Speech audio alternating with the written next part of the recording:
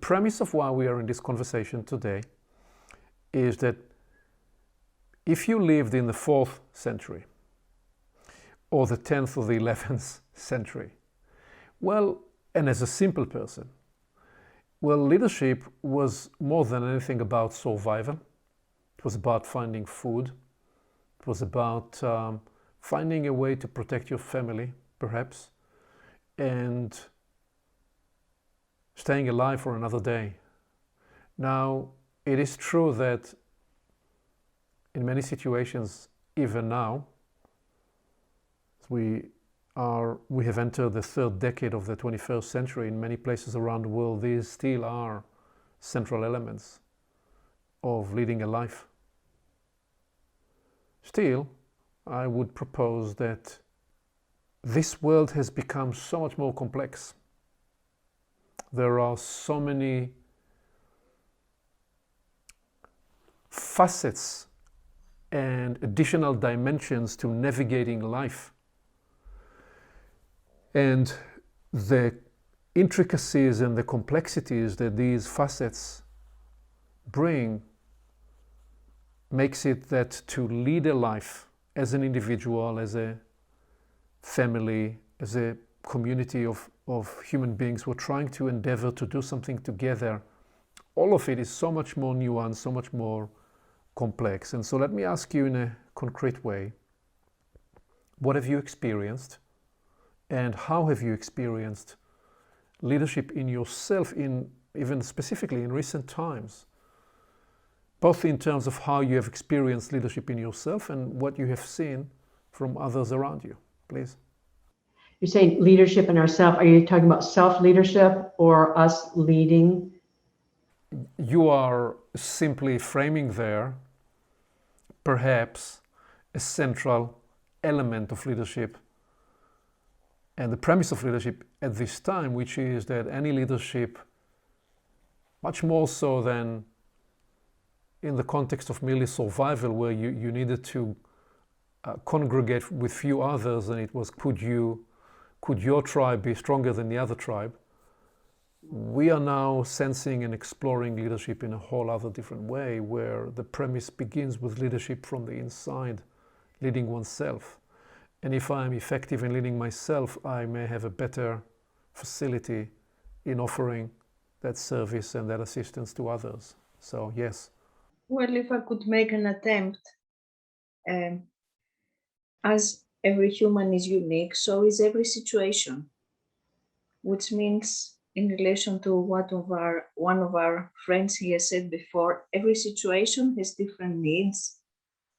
So one of the places to begin is to be sensitive and listening and try to understand what is a need of a situation. One of the things that I have found great value in is to locate the sentiment or the wish or the intention that everyone will succeed. So I'm saying this as a deep sentiment inside. Many people that want to help others, that we don't want to impose upon anyone. If anything, we would like to see the other person blossom, find their charismas, discover new combinations of capabilities in them, go deeper in themselves. I'm also talking a bit about the method of Socrates, as we all know, the obstetrics, which was the idea that you can discover the truth with someone by asking them questions, the right timing, the right question to extract the truth that is inside each one, and together build a perception, a format of understanding, which is the birth of philosophy, to love wisdom, the discovery of those times, which still sometimes is valid now. So this sentiment, this wish to help others to succeed, even at what would appear at the cost of oneself, like sometimes doing things which are risky, or sometimes doing things which are new or that could make you feel uncomfortable. or others may not understand where you're coming from, sometimes using humor, sometimes taking the blame in a situation, simply so that another can have a chance to discover what is next for them. So for me, these are very moving things, and it can be in a family, in a classroom, in a dialogue with your husband or your wife, in the human exchanges. And you're offering the Theodora a range of deep natures that are all part of the leadership process. Let me just capture a few of those. First, you went back to that core deep idea, which is identifying a need. And you're saying, if I am to be able to identify a need, I need to observe, I need to listen, I need to pay attention, I need to make the space to see and recognize the need. And then I need to think, what is the best way to serve the need? And then you, secondly, explore this idea of leadership as a sentiment, as a generation, as a generative sentiment. It's not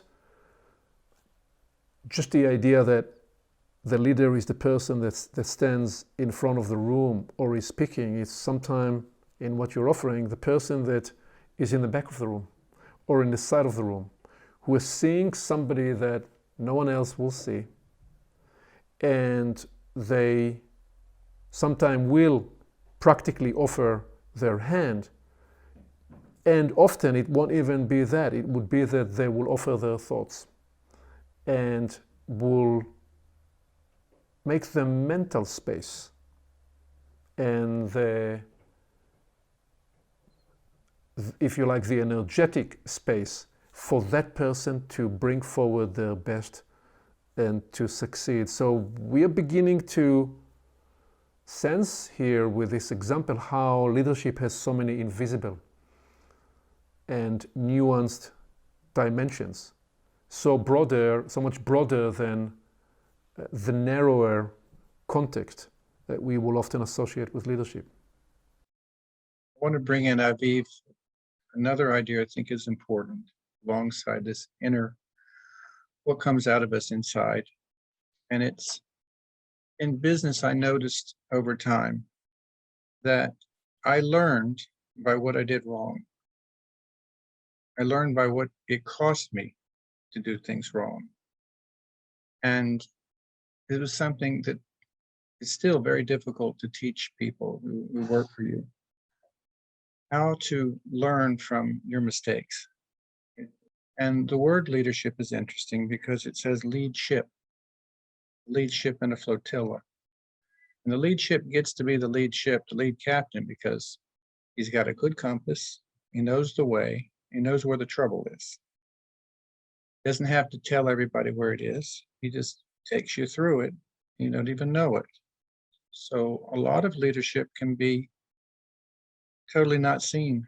It can be in your personal way of going on. It can be that people feel safe with you, that you're going to make the right decisions. And I think for business, that's true for a CEO or a leader, that they'll take the company in a positive direction. Won't know how they do it, but that experience will allow it to happen. So we become made better leaders by living, if we learn from our mistakes. And I want to add, just importantly, that it's learning what not to do, and sometimes it comes at great cost. I was thinking, I had many friends that went into the Vietnam War, and the ones that survived and learned what not to do, they learned where the footfalls were, where the traps were, all these things. And new recruits would come in, and the leaders for them would be the veterans, the ones that could tell them. They wouldn't be the captains, lieutenants, the majors. They'd be those soldiers that still were with them, that have already been through the journey, been down that road before. And there's a lot to be said for that, that the wisdom of our forefathers, our grandparents, those that have a lot to offer about how to live in this earth. So both learning in the long arc of life and experience, and also learning through the daily act of living. In some way, you provided me with an entry to share this with you. As you may be aware of, I've been working and helping leadership teams in some of the most admired companies in the world over the last 2 decades. And often when I am with a group of executives for a 3 or 4 days workshop, what you just spoke to there is part of how I introduce the entire process. Because I describe the core impulse of that coaching and consulting work that I do with leadership teams to center around the inquiry, which I frame as what enables a group of people to produce truly profound breakthrough results. And I share that part of the genesis of this inquiry is that I've had a profound discovery, a profound observation for me at the time, earlier in life, a little after I left the Air Force, where I saw that if you brought together around the table very smart people, very bright people, they were perfectly capable, exactly as any other group, in creating collective stupidity rather than collective wisdom. And I asked, why was that the case? What could be the reasons as to why you have around the table a group of brilliant people and the sum total of what they would produce will still be, in some cases, disastrous? And I became very interested and deeply forensic in my inquiry. And the summation, the kernel of the insight is that to answer the question as to what differentiates some teams from other teams, as to why they are able to escape collective stupidity and truly unlock collective wisdom. The answer to that involved lifting this word we use so much from a pedestrian level to a profound level, and the word is learning. So we use learning all the time. But what I observed was that teams that were truly able to unlock the power of collective wisdom, they became more interested in learning and developing and improving each and every one and as a collective than playing to their egos. And so they learn to play to each other's strength, and they learn to put success, the collective win, over and above the individual win, and they learn to place that value over and above the ego of each and every person. And in that mechanism, in that process, in that passion, learning becomes, if you like, the spiritual impulse of a successful team, whether in sports, whether it's in business, because we wake up every morning and we say, okay, yesterday was great, but let's debrief because there were few elements that we did not address in the best, most optimal way. So can we discover what worked well? Where did we not follow the best, most optimal path? How will we therefore approach it differently today? And ultimately, how will we show up as a team better, more effective, more collaborative, whatever the need is? So that engine of learning is a daily and weekly endeavor I recognize to be the engine of team success, team development, team leadership.